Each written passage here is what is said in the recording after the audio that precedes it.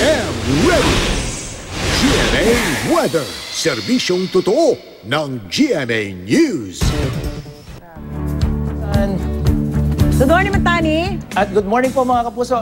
Susan, itinuturing ng super typhoon ng US Joint Typhoon Warning Center ang Bagyong Butchoy o may international name na Nipartak na sangay na hindi nakalayuan dyan sa Basco, Batanes. At dito kitang-kita mo yung mata o pinakasentro ng bagyo. Namataan yan, yung mata ng Typhoon Butchoy sa layo lamang 370 kilometers dyan sa may silangan ng Basco, Batanes. Dakong alas 3 itong madaling araw at sa pinakahuling bulletin ng Pag-asa nitong ating gabi ay nakataas pa rin ang Tropical Cyclone Warning Signal number 1 dyan sa may probinsya ng Batanes at sa mga isla ng Calayan at Babuyan. Kaya maging I am ready po sa malakas na ulan na may pagbugso ng hangin.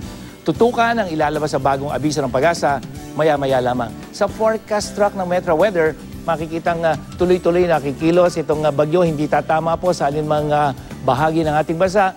Posibleng maglandfall dito sa may Taiwan bukas ng madaling araw o mamayang gabi po yan. At lalabas ang Philippine Area of Responsibility araw ng Sabado.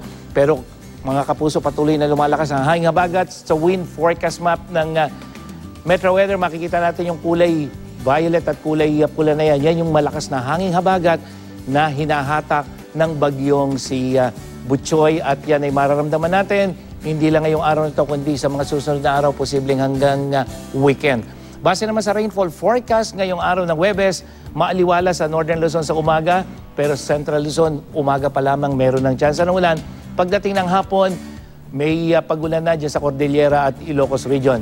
Sa Southern Luzon, dyan lalo na sa may Meropa at Bicol Region at sa Calabarzon, maghapon po na mataas ang tsansa ng ulan.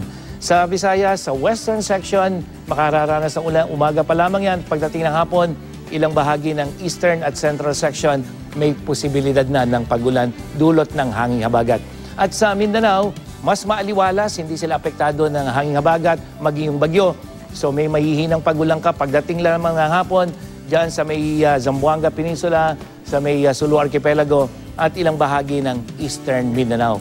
At dito sa Metro Manila mga kapuso, umaga pa lamang mayroon ng tsansa, yung kulay dilaw na nakikita niyan, may tsansa na ng ulan at maghapon po yan pagdating ng hapon o gabi ay asahan nyo, minsan may malalakas na pagulan. Yan ang latest mula sa GMA Weather. Ako po si Nathaniel Cruz, magplano para sigurado. I am ready. Serbisyong totoo ng GMA News. Maraming salamat, Mantani.